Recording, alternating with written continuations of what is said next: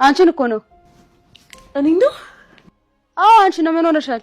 ምን ሆንኩኝ? አልታወቀሽም ማለት ነው? ምኑ? እያለቀሽ እኮ ነው። ዝም ብዬ ነው። ውስጥ የተቀበረ የሆነ ማንነት አለሽ አይደል? የምን እውነት? እዚህ ያለነው ሁላችንም ወንጀለኛ። ሰላም እንዴት ናችሁ? የኖላዊ ዩቲዩብ ቻናል ቤተሰቦች ሰላማችሁ ይብዛልኝ። እንኳን ደህና መጣችሁ። ለሰው ልጅ ሰላም ነውና ለሁላችንም በያለንበት ሰላማችን ይብዛልን። አምላክ ይጠብቀን። በስደት ስላለን ብዙዎቻችን ማለት ነው ለሀገራችን ያውቃን። ለዚህ ቻናል አዲስ ከሆናችሁ ሰብስክራይብ፣ ላይክ እያደረጋችሁ ቤተሰብ ሁኑ። ሀሳብ አስተያየታችሁን በኮሜንት ላይ አስቀምጡልኝ። ነባር ቤተሰቦቼ እንደተለመደው ሼር አድርጉልኝ፣ ላይክ አድርጉልኝ። የእናንተ ብርታት ለእኔ ያጠነክረኛልና አበረታቱኝ። እወዳችኋለሁኝ። የኖላዊ ድራማ በክፍል 128 እያዝናና ቁም ነገር እያስተማረ እዚህ ድረስ ደርሷል። እውነት ለመናገር በጣም ብዙ ነገሮችን በውስጡ የያዘ ነው። ያላያችሁት ገብታችሁ ብታዩት እመክራችኋለሁ ማለት ነው።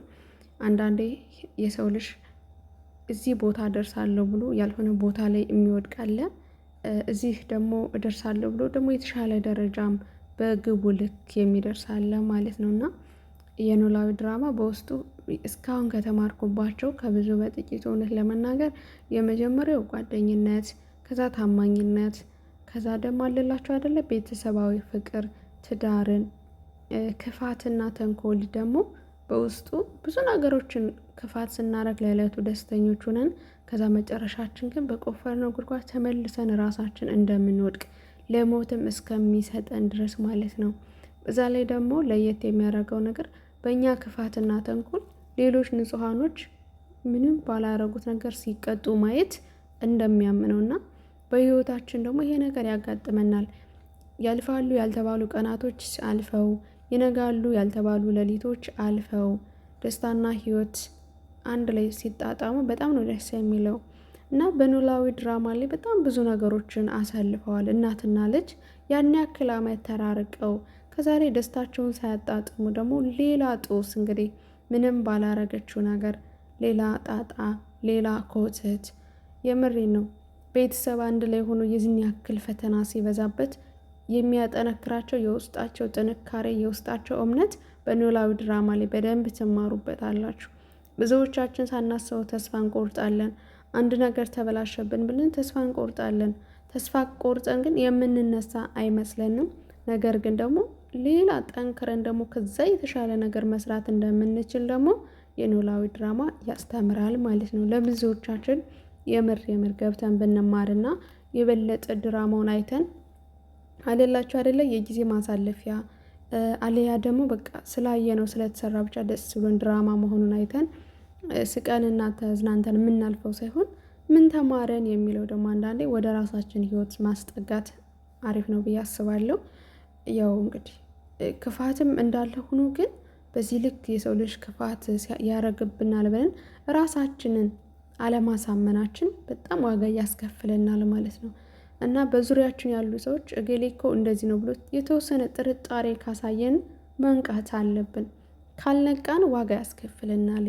ሰውን አጥብቀን መውደድ ይቻላል፣ ግን አጥብቀን ማመን ደግሞ በጣም ከባድ ነገር ነውና በዙሪያችን ያሉ ሰዎች እንወዳቸዋለን፣ አይስዌራ እንወዳቸዋለን፣ ግን ምን ያክል እናምናቸዋለን ብለን ለራሳችን እንኳን መጠራጠር አለብንና ጥንቃቄ በተሞላ መንገድ ሰውን በትክክል ማንነት እስክናውቀው ድረስ ቀስ ባለ ነገር የራሳችን ጉድለት ለሰዎች አሳልፈን አለመናገር ብዬ አስባለሁና ብዙ ጊዜ ይሄ ድራማ በቃ የራሳችን በየቤታችን ያለውን ነገር የሚያሳይ ነውና ገብታችሁ ተማሩበት። በቆፈርነው ጉድጓድ ራሳችን ተመልሰን ጉድጓድ እንደምንገባ መልካም ስናደርግ ያቺ መልካም ፍሬ አፍርታ ደግሞ የተሻለ መልካም ነገር ወይም ደግሞ ለክፉ ቀን ስንቅ መሆናችን የምታሳይ መልካም ስራዎች ሁሌም ብንሰራ ተመልሶ ዋጋው እጥፍ ሆኖ የሚመጣው ለኛ ነውና ዛሬ ጥሩ ነገር ብናደርግ ነገ ደግሞ የተሻለ ትልቅ ሆኖ ደግሞ እናገኘዋለን። ዛሬ ግን ትንሽ ስህተት የምንሰራት ነገር ያቺ ተጠምዝዛ ቀናቶችን አስቆጥራ ዋጋ እንደምታስከፍለን መርሳት የለብንም። እና አንዳንዴ ከክፋት ደግነት ሳይሻል አይቀርምና ከክፋት ሲልቅ ደግነትን አድርጉ።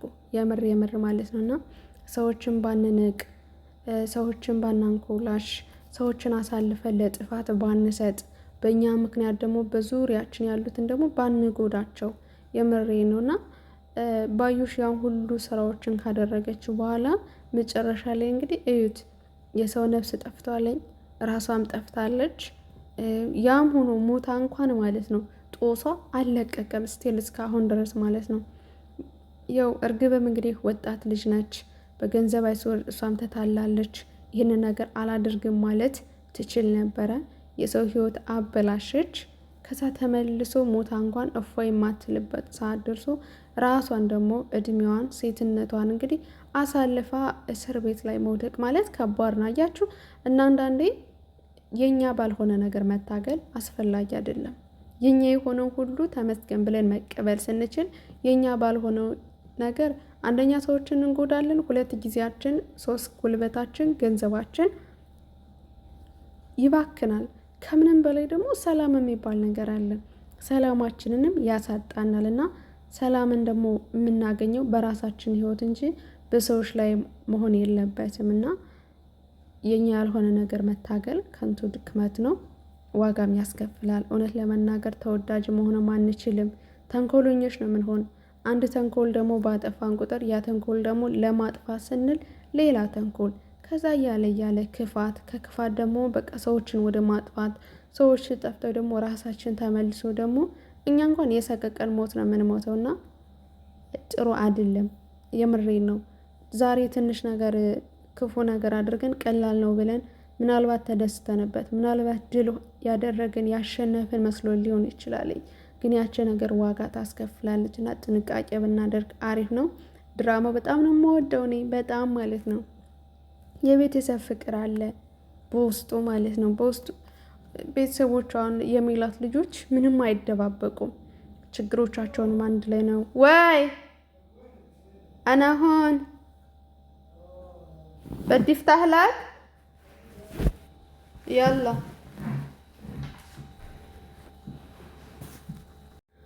ይቅርታ ማለት ነው። ሰው መጥቶብኝ ነው። ሁልጊዜ ቪዲዮ ሰራ እንግዲህ እንደዚህ ይሆናል። አሁን ምን እያወራሁ እንደሆነ አላውቅም። ለቤት ተሰርቋል ማለት ነው። እና ምን ልላችሁ መሰላችሁ የቤተሰብ ፍቅር ላይ ብዬ ነው አስታውሳለሁ ያቆምኩትኝ። የቤተሰብ ፍቅር ደስ ይላል። መከባበር አለ፣ መቻቻል አለ፣ መደማመጥ አለ፣ ምንም አለመደባበቅ። ግባችሁ ነፃነት የሚባል ነገር አለና በጣም ደስ የሚል ነው። ለወደፊቱም እኔ እስካሁን ከቤተሰቦች ጋር እንኳን እንደዚያ ባላሳልፍም እዚህ በኋላ ያለው ህይወቴ ግን በቃ በነፃነት ከቤተሰቦች ጋር ቤተሰቦችን ጓደኛ ማድረግ፣ ቤተሰቦችን መውደድ፣ ቤተሰቦችን ማክበር፣ ቤተሰቦችን ማዳመጥ የሚባለውን ነገር ልንተገብረው ይገባል። ከምንም በላይ ደግሞ የቤተሰብ ጓደኛሞች ስንሆን በቃ በግልጽ መነጋገር ደስ የሚል ነገር ነውና አሪፍ ነው። ትወዱታላችሁ፣ ትማሩበታላችሁ። ህይወት አንዳንዴ ብዙ ነገር ታስተምራለች። በተለይ ስደት ብዙ ነገር አሳይቶናለኝ። ሞር ደግሞ በድራማ ሆኖ ደግሞ ስናየው የበለጠ እውቀታችን እንዲዳብር ያደርጋል ማለት ነው። መለስ ስልላችሁ አሁን ላይ ያለበት ድራማው እንግዲህ አቶ ኖላዊ አሴርና ተምቹን እየፈለጋቸው ነበረ። እስካሁን ግን አላገኛቸውም። እንዲያውም ቀን አልፎ ደግሞ በማታ ራሱ ወጥቶ መፈለግ ጀምሯል። በየመጠጥ ቤቱ በየጭፈራ ቤቱ ማለት ይገኙበታል፣ ይኖራሉ ባላቸው ቦታዎች ሁሉ ሂዶ ሲያጣቸው በጣም ነበር ያዘነው። ከዛም እንግዲህ ሀናም ቤቱ ሂዳ ስትጠብቀው ነበረ።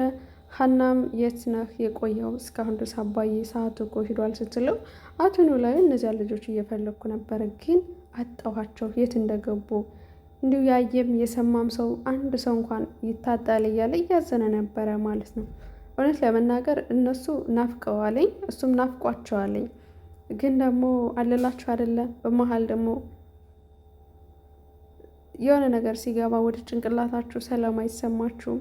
ማግኘትም ትፈልጋላችሁ። ለማግኘት ደግሞ የምትደረደሩበት ወይም ደግሞ ያዝ የሚያደርግ ጭንቀት አይጠፋምና ያ ስለተፈጠረባቸው አሴርና ተምቹን በድብቅ አባን እያዩት ነው። እሱ ግን አያያቸው። ከዛም እንግዲህ በጧቱ ተነስተው ቤተክርስቲያን ሂደው ሲመለሱ ሀና ተጨንቃ ያያታል። ምን ሆነሽ ነው ሀንዬ ደህና አይደለሽም እንዲህ ሲላት፣ ቆይ እነዚህ ልጆች በቃ ጠፉ ማለት ነው። እኔ ቤተሰቦቻችን ካገኘው በኋላ ስጠግብ ደህና ኑሮ ላይ ስደርስ እነሱን ችላ ማለቴ ነው ለዚህ ሁሉ የዳረጋቸው። በወዳቸው እኮ ያሉበትን እኮ ይናገሩ ነበር ብላ በጣም ደግሞ ስትጸጸት ሀና እናያታለን። አቶ ኖላዊም አይ አንቺ በፍጹም አላጠፋሽም። ቆይ እነሱ እኮ ትንንሽ ልጆች አይደሉም። መናገር ካለባቸው መናገር ይችሉ ነበር፣ ግን እነሱ ፈልገውት ነው መደበቁን እና እባክሽን ይላታል። አይ ይሄ ሁሉ የሆነው በእኔ ምክንያት ነው። ምክንያቱም እነሱ ሲወዱኝ እኔ ግን አላከበርኳቸውም። እነሱ ሲያከብሩኝ እኔ ቦታ አልሰጠኋቸውም። እነሱ ወንድም ሲሆኑኝ እኔ ግን እህት አልሆንኩላቸውም። አባዬ እባክህን ተወኝ። መወቀስ ካለብኝ እባክህ ተቆጣኝ፣ እባክህ ውቀሰኝ። እኔ እኮ ጥፋተኛና ክፉ ሰው ነኝ አባዬ ትለዋለች። አንቺ ክፉ ሆነሽ አይደለሽም። አይደለም ለምትወጃቸው ለናሲር ይቅርና ለመንገደኛ እንኳን የሚራራ ልብ አለሽ እና ክፉ ነሽ ከተባልሽም እኔ አሳዳጊሽ ነኝ ክፉ መባል ያለብኝ እንጂ አንቺ በፍጹም እያለ እንግዲህ ኖላዊ የአባትነት ፍቅሩን ሲለግሳት እናያለን። ከዛም ሀናም እንግዲህ አይ አባዬ አንተ በጭራሽ የምታውቀኝ ወይም ያሳደገኝ ሀና ላይ አይደለሁም። አሁን ላይ ተቀይሬ ያለው እኮ አባዬ ደህና ምግብ ሳገኝ፣ ደህና ምኝታ፣ ደህና ልብስ ስለብስ ተቀይሬባችኋለሁ። ይህ ሁሉ የእኔ ጥፋት ነው ትላለች። ነገር ግን ራሷን ትጸጽታለች። ግን ከዛ በፊትም ተጸጽታ ነበረ። ተግባር ላይ ግን ዜሮ ነች። ማለትም ተምቹ በደንብ አስጠንቅቋታል፣ ጉሮሮዋን ይዞ ማለት ነው። አንቺ ያሲርና ያሲር ብቻ ነሽ።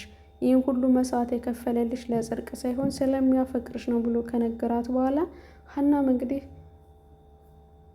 ትወደዋለች፣ ግን ሌላ ደግሞ ገብታለች ማለት ነው። እዝራን የሚባለውን እስከ ህይወቷ መጨረሻ ድረስ እንደምታፈቅረው እንደምትወደው በተደጋጋሚ ስትናገር ነበረ።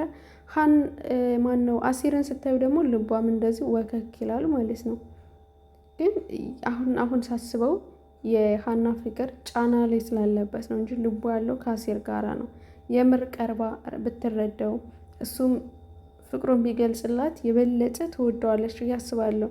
ወደ እዝራ የሄደችው አንድ ሰላሜ ጫና ስላረገችባት ነው። ተማሪ ነው፣ በጣም ጎበዝ ነው፣ ሴት አያውቅም፣ ጭምት ወንድ ነው፣ ቤተሰቡን የሚወድ ባለ ሀብት ነው፣ ቆንጆ ነው ብላ በዚህ ሁሉ ስትደልላት ነበረ ማለት ነው። በእርግጥ ሀና ድሮም ከደሴ ጥለው የመጣችው የሚወዳት ፍቅረኛ እንዳለ ታውቃለች። ያኔ ምን ያክል ዋጋ እንደከፈለላት ስትረዳ እዝራን በድጋሚ መጉዳት እንደማትፈልግ ለራሷ ትናገራለች። ግን ደግሞ በጎን ደግሞ ምናሴና ተምቹና አሲር ለእሷ በጣም ብዙ ነገር ውለውላታል፣ ብዙ ነገር አድርገውላታል። ማንም ያንን ነገር አልከፈለም። እውነት ለመናገር አሲር የከፈለውን እንደ ቤተሰቦቿ እንኳን በፍጹም ግማሽ መክፈል አይችሉም። በጣም ብዙ ነገር ነው። ይህ ሁሉ ግን የሆነው በአቶ ኖላዊ ምክንያት ነው። አቶ ኖላዊ ከጎዳና ወድቀው የነበሩትን ልጆች እንግዲህ አንስቶ ሰው አድርጓቸዋለኝ። ሌባ የነበሩትን ጥሩ ሰው አክባሪ ሆነዋለኝ። ተረጅ የነበሩት ሰው እንዲረዱ በጣም ብዙ ነገሮችን ሰፖርት አድርገው በሀሳብ ነው፣ ግን በገንዘብ አይደለም፣ በሀሳብ ገንብቷቸው ሰው ያልሆኑትን ሰው አድርጓቸው የራሳቸው ህይወት የሌላቸውን ህይወት እንዲኖራቸው አድርጓቸዋለኝ። በስተመጨረሻ ግን በሀና ምክንያት ሁሉም ነገር ድፍልቅልቅ ወጣ ማለት ነው። ታዲያ ሀናውን ተጸጸተች ለማለት ለእኔ ይከብደኛልኝ። ምክንያቱም ያንንም ስታይ ውድድ ይህንንም ስታይ ውድድ ለምርጫ ቀጣጣች እና ራሷን ቆም ብላ ብታዳምጥ የበለጠ ማንጋ እንደሆነች ማንነቷ ወይም የምትወደው የትኛው እንደሆነ ብታውቅ ጥሩ ነበረ። ያው ስለ እዝራ ሲነሳ ሰላምዬ ትደግፋታለች። ተምቹ ሲነሳ ግን ማለት አሲር ሲነሳ ሰላምዬ ተጠላዋለች አሲርን ማለት ነው። ምክንያቱም ያ ሌባ ነው ያ ምንድን ነው እያለች በጣም ስለምታናነቅባት ይመስለኛል ለዚህ ሁሉ ነገር የተዳረገችው። እንግዲህ ድራማውን በስተመጨረሻም ቢሆን እየተገባደደ እናየዋለን። እንግዲህ ካልደፈረሰ አይጠራም ነው። ሀና ተመልሳ ለአሲር መሆን አለባት ብዬ ነው እኔ በግሌ የማምነው ማለት ነው። ምክንያቱም በእርግጥ በውለታ እያሰርኳት ምናምን አይደለም፣ ግን ትወደዋለች። ከምንም በላይ ደግሞ ወንድ ልጅ የሚያስብልን ነገሮችን አስቀድሞ የሚረዳን የሚያዳምጠን መሆን አለበት ለፍቅር ስንገባ እንጂ ዝም ብለን ደስ ስላለን ብቻ የምንገባበት ሊሆን አይችልም። እወዳቸዋለሁ።